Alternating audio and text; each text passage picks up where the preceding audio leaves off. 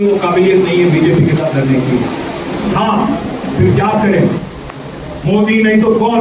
मुझे एक रिपोर्टर ने पूछा, मैंने उसको एक ही बात बोला, मोदी अगर नहीं तो दस्तूर बताएगा कि कौन बनेगा प्राइम मिनिस्टर आगे जाके, क्योंकि हिंदुस्तान की आवाम अगर सही फैसला करेगी और जहां जहां ताकतें हैं बीजेपी को रोकने वाली, उनको आप अगर मदद करेंगे तो हम मिलकर तय करेंगे कौन बनेगा प्राइम मिनिस्टर कल जून 4 तारीख के बाद। क्योंकि भाइयों, एक चीज मैं आपको समझाना चाहता हूं, कहना चाहता हूं, ऐसे 13 पार्टियां हैं, एक नहीं दो नहीं 13 है, जो ना एनडीए में है ना इंडिया में। जैसे बीआरएस, जैसे जगन रेड्डी वाईएसआरसीपी वाले, ओडिशा में बिजू जनता दल, ऐसे बड़े बड़े पार्टियां 13 पार्टियां हैं जो ना इंडिया में है ना एनडीए में। इसीलिए भाइयों मैं कहना चाहता हूं, जो ये चश्मा पहन के आपको बता रहे हैं कि भाई ये तो दो तरफा लड़ाई है कांग्रेस और बीजेपी के बीच में, वो बकवास है, गलत है, आपको झूठ बोल रहे हैं। क्योंकि कांग्रेस का कुछ है मुकाम आंध्र प्रदेश में? आज कुछ नहीं है, या तो जगन जीतेंगे या टीडीपी जीतेगी। ओडिशा में कुछ है? कांग्रेस का कुछ नहीं है, वहां या तो बीजू जनता दल जीतेगी या बीजेपी जीतेगी। और यहाँ पे अगर आप देखेंगे, हाँ मैं जानता हूँ 5 महीना हो गया कांग्रेस को आके, एक भी वादा पूरा करे उन्होंने?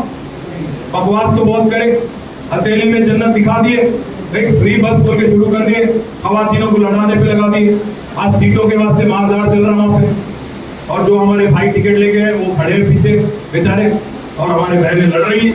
ये कहाँ की स्कीम है? ये कहाँ इम्प्लीमेंट करने का तरीका है? बेवकूफी है और बेशर्मी की हद होती है।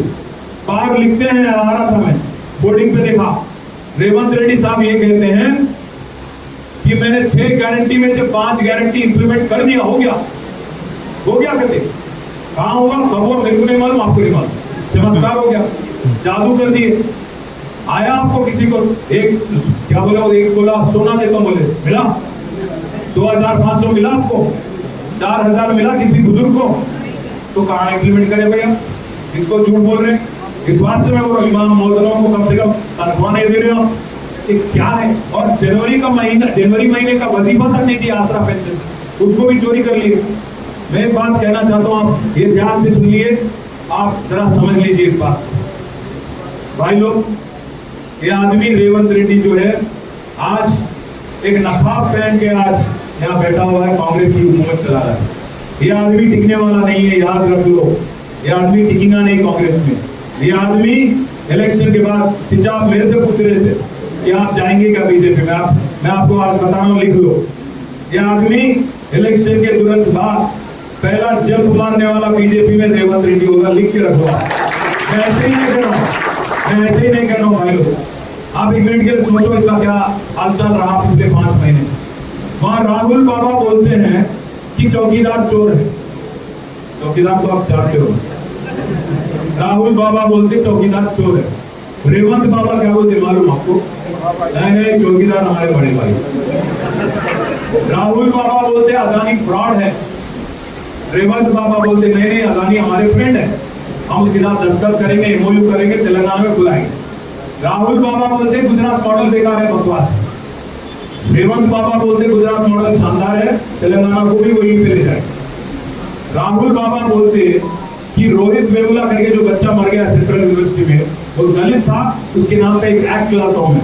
और रेवंत रेड्डी हुकूमत यहाँ पे क्या बोलती, नहीं वो दलित ही नहीं था, वो बीसी था, उनके कोर्ट में डाल दी। और राहुल बाबा बोलते दिल्ली में लिकर स्कैम नहीं, कुछ नहीं, सब बकवास, अरविंद केजरीवाल को अरेस्ट करना गलत है। रेवंत बाबा क्या बोलते मालूम, कविता को अरेस्ट करना मुनासिब है, लिकर स्कैम हुआ। आखिरी में मैं ये भी बोलना चाहता हूँ, गए वो दिल्ली में कोई प्रोग्राम में भाग लेने, आपकी अदालत, वहां बोलते हैं, किसी बच्चे ने कहा किसको वोट दोगे भाई, पूछा एंकर ने, रजत शर्मा ने, बच्चा ने कहा मोदी। अगर एक कांग्रेस चीफ मिनिस्टर है, आप